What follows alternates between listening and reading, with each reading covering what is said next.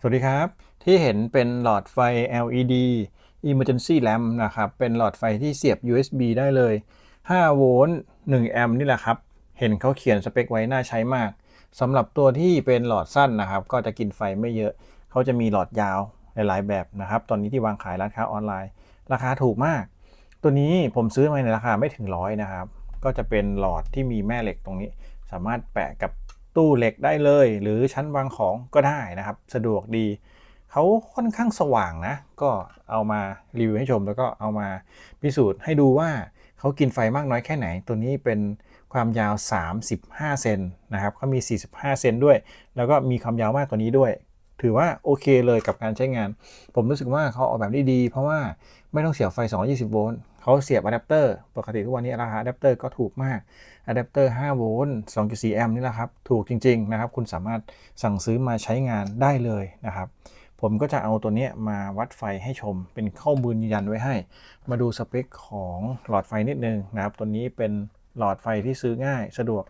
สามารถปรับทิศทางได้พอติดเข้าไปก็คุณก็สามารถปรับซ้ายปรับขวาได้แบบนี้นะครับตัวนี้เป็นรุ่น HS-3501 เป็นรุ่นสั้นที่สุดนั่นเองนะครับมีสัญลักษณ์มอกแต่ผมไม่แน่ใจว่ามอกขนาดไหนเห็นเป็นร้านไทยด้วยนะผู้นำเข้าและจัดจำหน่ายก็ตามนี้นะครับก็ดูดีสวยผมชอบตรงที่ว่าเสียบอะแดปเตอร์แล้วมันเป็นไฟ5โวลต์มันปลอดภัยดีโดนน้ำได้นะครับแนะนำแบบนี้ถ้าเกิดว่าจะซื้อมาใช้งานที่โต๊ะทำงานหรือโต๊ะทำงานของเด็กโต๊ะทำการบ้านก็แนะนำซื้อแบบ USB ดีกว่าดูปลอดภัยดีนะครับมาวัดกำลังไฟกันว่าเขากินกำลังไฟเท่าไหร่กระแสเท่าไหร่นะครับไฟตัวนี้ออกมา5โวลต์จับสบายปลอดภัยนะครับตรงนี้เปิดหูสว่างมากนะครับสว่างจริงๆเลยเนี่ยครับสุดๆเลยน่าเอามาใช้งานกับทั่วๆไปเป็นไฟฉุกเฉินอย่างเงี้ยครับใช้ในรถยนต์ก็ได้ค่อนข้างดี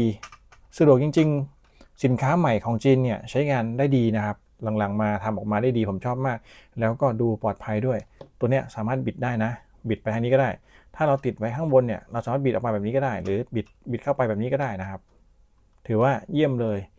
มาวัดนิดนึงว่าเขากินไฟเท่าไหร่นะครับผมก็จะวัดเป็นการวัดกำลังไฟแล้วก็กระแสไฟเหมือนวัดอุปกรณ์ดิจิตอลนะครับตัวนี้เขาเป็นแสงขาวอย่างเดียวนะครับไม่สามารถปรับแสงหรือปรับระดับได้นะก็เอามาใช้ชั่วคราวเท่านั้นตอนนี้กินไฟอยู่ที่ 0.91 แอมป์นะครับประมาณ 4.7 วัตต์ก็ตีซะ5วัตต์ครับถือว่าน้อยนะกินไฟ5วัตต์นี้ถือว่าสบายๆเปิดได้นานๆเลยนะครับแล้วอย่างหนึ่งมันก็แค่อุ่นน้อยๆไม่ร้อนเลยใช้งานได้ดี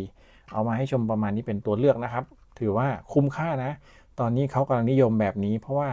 เสียบกับหัวชาร์จออกมาเป็น5โวลต์เนี่ยมันปลอดภัยมากๆนะครับพยายามอย่าไปเสียบไฟบ้านเลยเสียบแค่อะแดปเตอร์กับเต้ารับไฟบ้านไว้เท่านั้น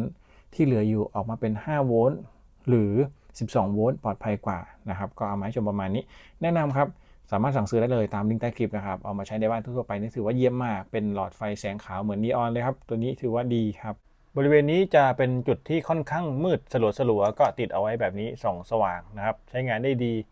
พื้นที่แคบก็ใช้ได้นะครับ